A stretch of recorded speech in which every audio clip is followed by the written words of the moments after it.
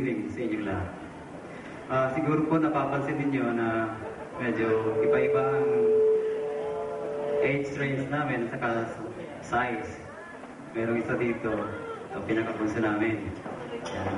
Tapos, yung dalawa, medyo mga high school na. Ito naman, graduating na siya. So, at isa po, mayroong isa dito na napapahalo. Medyo bata pa po sa puso. Siguro, kilala nyo na yun. Hindi yan.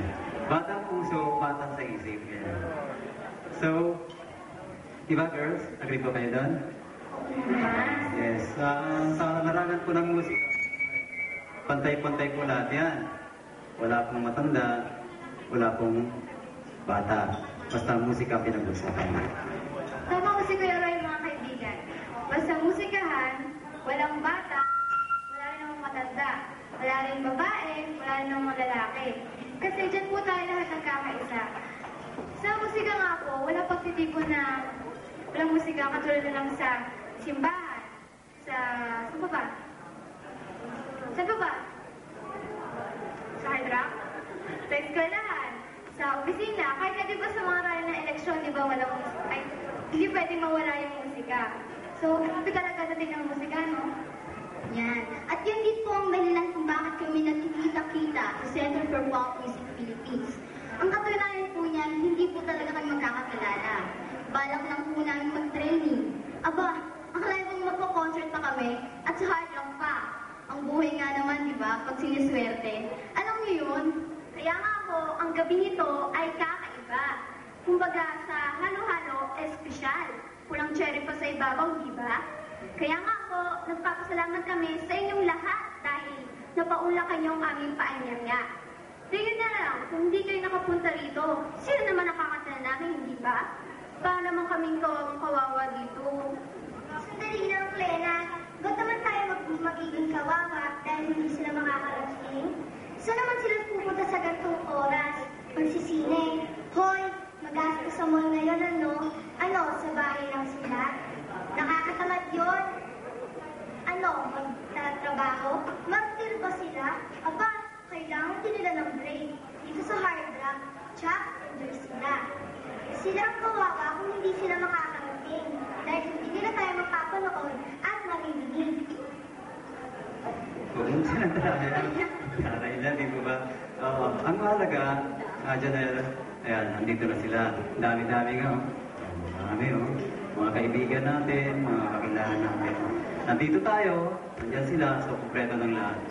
So, as we continue, we would like to present to you the coaches of Center for Pop Music Philippines, Laguna Branch. Ladies and gentlemen, let's all welcome Coach Frank, Coach Cherry, and BND!